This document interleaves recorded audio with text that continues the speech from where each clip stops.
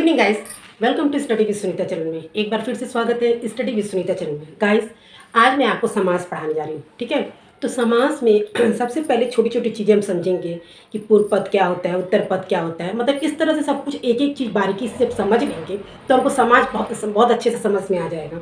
और पहले सब उसको टिप्स एंड ट्रिक्स समझते हैं कि उसके भेद कितने होते हैं, उसको कैसे पहचानेंगे, क्या होता है। ये सब पहले हम समास में सब समझ लेंगे तो आगे उसके बाद हमको समास बहुत अच्छे से समझ में आए। चलिए स्टार्ट करते हैं। देखिए, समास की परिभाषा क्या होती है।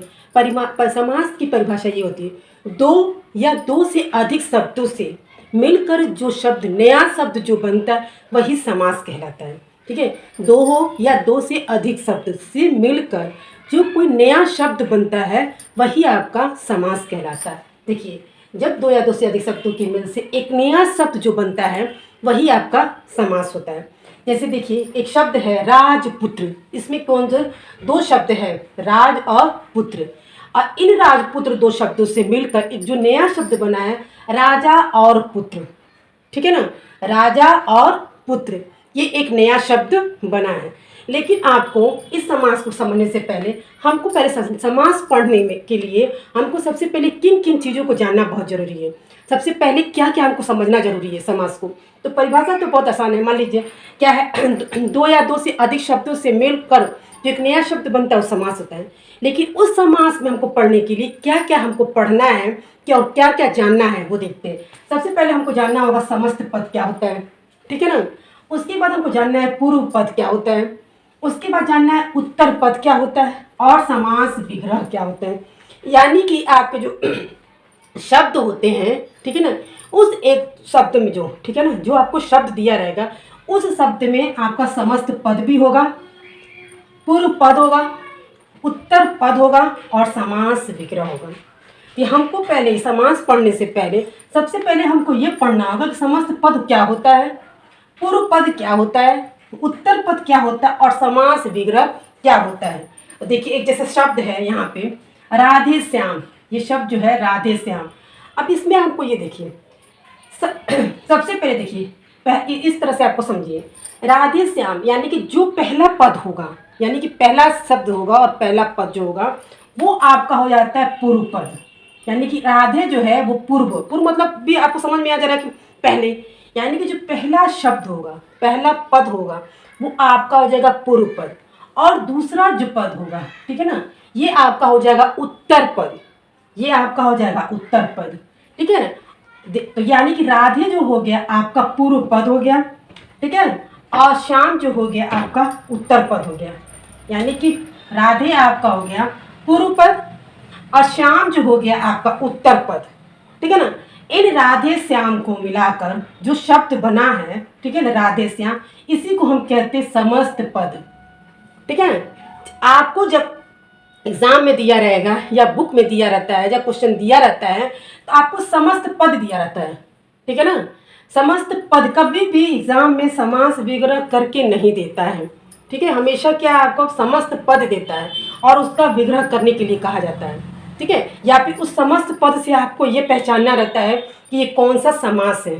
ठीक है, और पूर्व पद उत्तर पद पूछता है नहीं पूछता है, लेकिन आपको ये जानना, बिना पूर्व पद और उत्तर पद के जाने और समस्त पद के तो आप समास कैसे समझ पाएंगे, कैसे पहचान पाएंगे। इसलिए आपको जब समस्त पद यानी कि राधे श्याम है उसमें आपका पूर्व पद क्या हो गया, राधे, ठीक है, उत्तर पद हो गया श्याम। ठीक है, क्योंकि ये बेसिक चीज़ें हैं। ठीक है, ये बेसिक, इसी के आधार पे जब आपका समास की जब परिभाषा पढ़ेंगे उस परिभाषा में एक एक में आपको ये बता लिखा रहेगा हर जगह आपको कि पूर्व पद ये है तो उत्तर पद ये है तो ये है। तो जब आप ये नहीं समझेंगे कि पूर्व पद और उत्तर पद क्या है तो कैसे समझेंगे कि पूर्व पद गौड़ है तो उत्तर पद प्रधान है, ये नहीं समझ पाए। जब आपको ये समझ में आ जाएगा पूर्व पद कौन सा है उत्तर पद कौन सा है तब आपको ये समझ में आ जाएगा कि कौन सा गौड़ है कौन सा प्रधान है।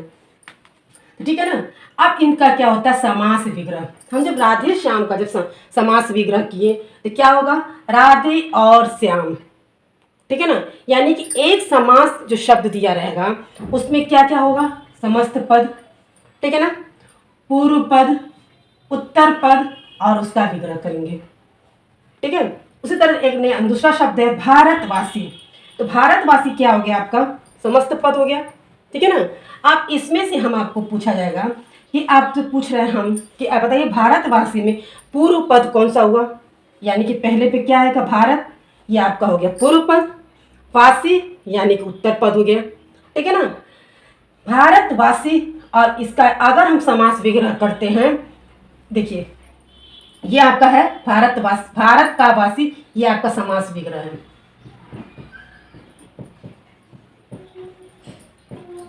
जैसे समास विग्रह करने का मतलब ये हो गया कि उस शब्द को बढ़ा करके लिखना, ठीक है। अब जैसे केवल भारतवासी तो लिख नहीं रहे, भारत का वासी कारक चिन्ह लगा के लिख रहे हैं हम क्या, भारत का वासी, ठीक है।